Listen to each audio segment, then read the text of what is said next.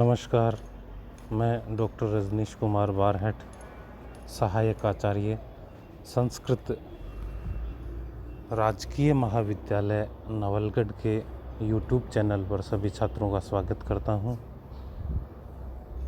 संस्कृत साहित्य स्नातक तृतीय वर्ष प्रथम प्रश्न पत्र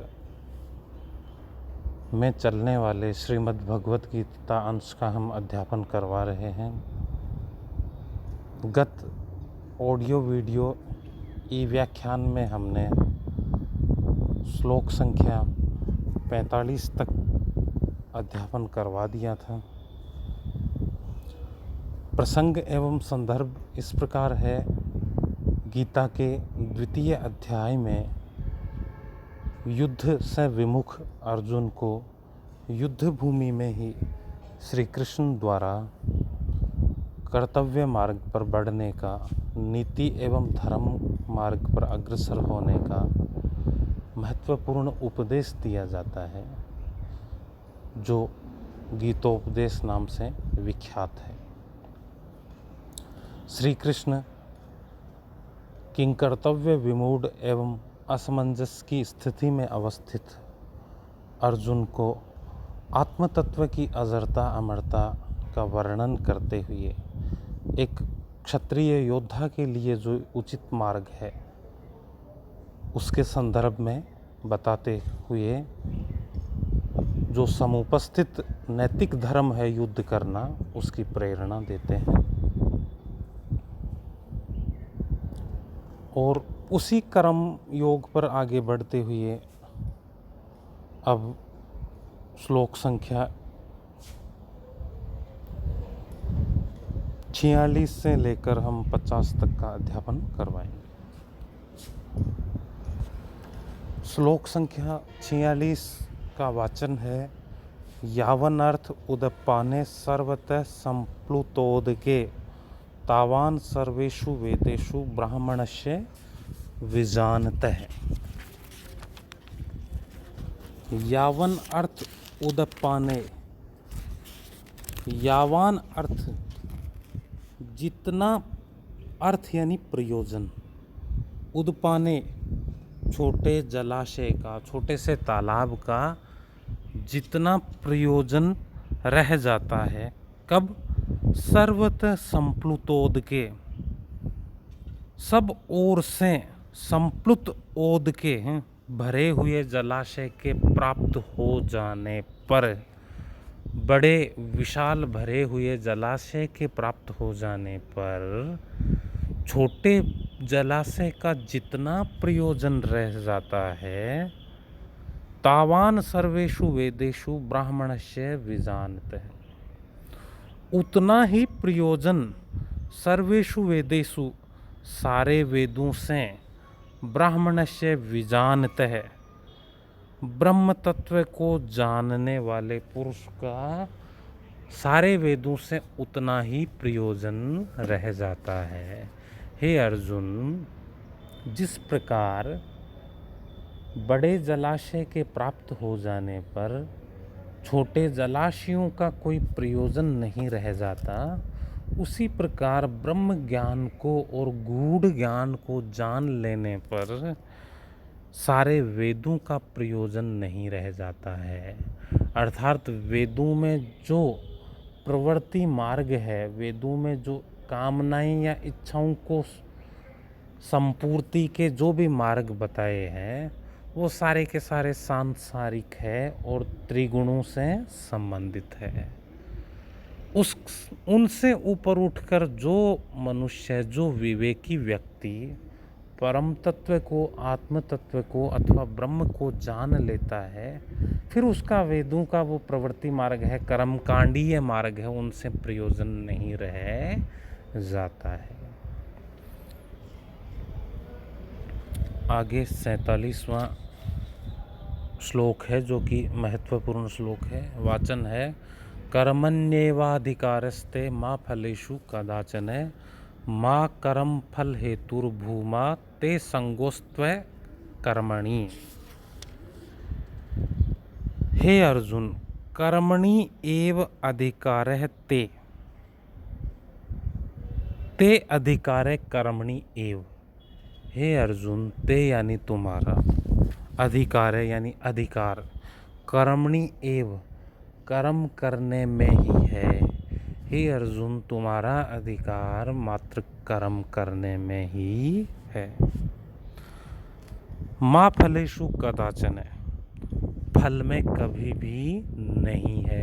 फलेषु यानी फलों में, कदाचन यानी कभी भी, माँ यानी नहीं, फल में कभी नहीं है। हे अर्जुन, तुम जो किंग कर्तव्य विमूढ़ और कर्तव्य विमुख स्थिति में आ गए हो, ऐसी स्थिति में तुम्हें यह कहा जा रहा है कि हे अर्जुन, प्राणी मात्र का या तुम्हारा जो कर्तव्य है, वो जो तुम्हारे सम्मुख कर्म है उसको संपादित करना मात्र है। उसका फल क्या होगा, वो कर्म फलीभूत होगा या नहीं होगा, उस फल के विषय में तुम्हारा अधिकार नहीं है। माँ कर्म फल हेतु भूम, कर्म फल हेतु इसलिए कर्म फल के निमित्त वाला माँ भू मत बनो, यानी मात्र कर्मों के फल को ध्यान में रखकर ही कार्य करने वाला मत बनो।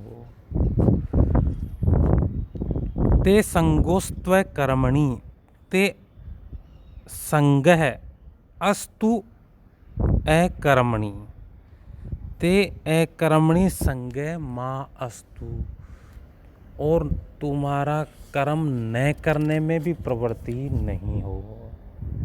यहाँ कुछ महत्वपूर्ण बातें हैं। पहली बात यह है कि कर्म करना ही मनुष्य का अधिकार है। दूसरी, फल की इच्छा करना नहीं। तीसरी बात है कि फल की इच्छा से प्रेरित होकर तुम्हें कर्म नहीं करना है।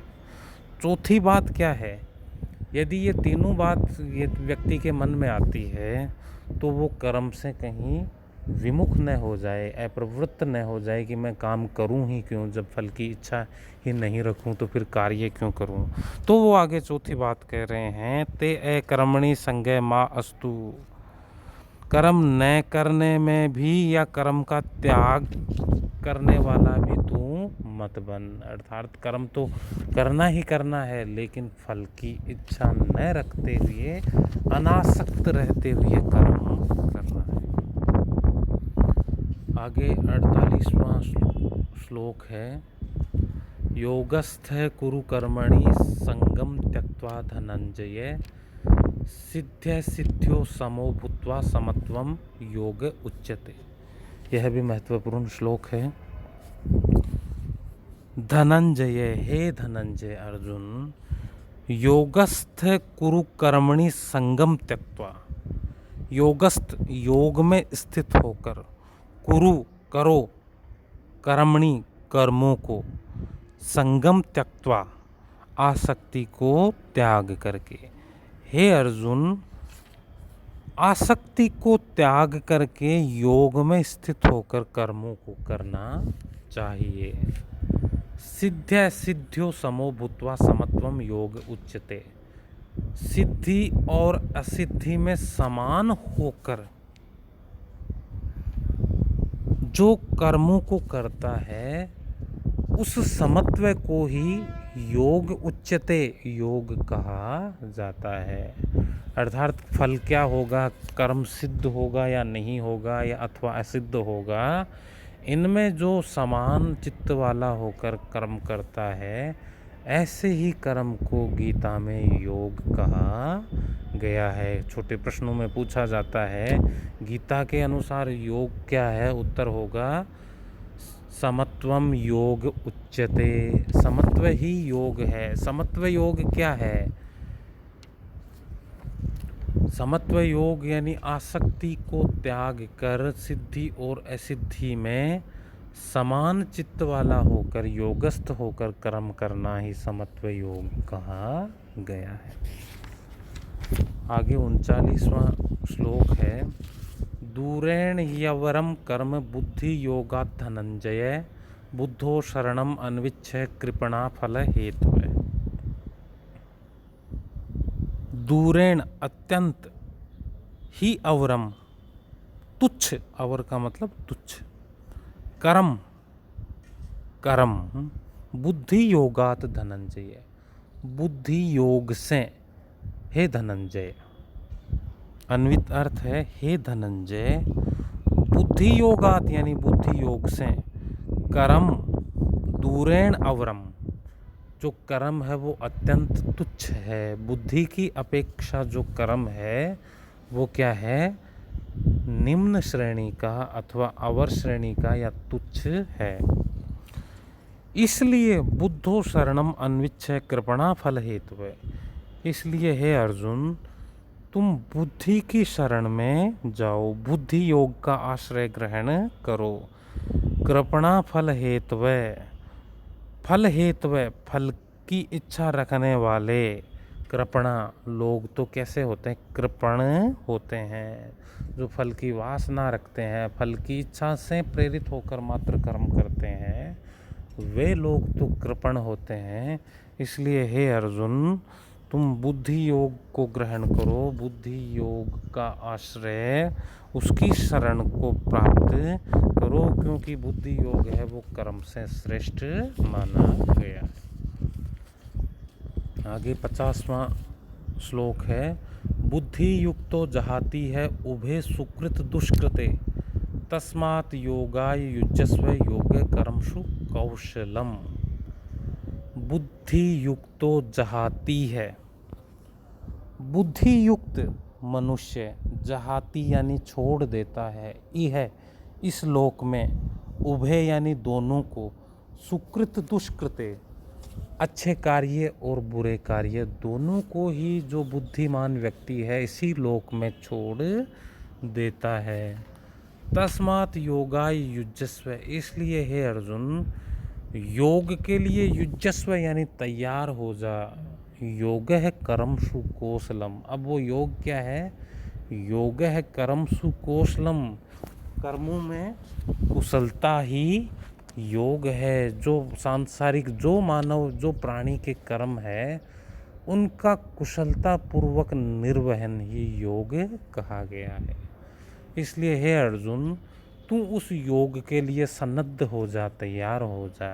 और बुद्धिमान मनुष्य को पाप और पुण्य, अच्छे और बुरे दोनों ही कार्य बांधते नहीं है, वह दोनों ही कार्यों को इसी लोक में छोड़ जाता है, उसके लिए वह कर्म बंधन का कार्य नहीं करते हैं।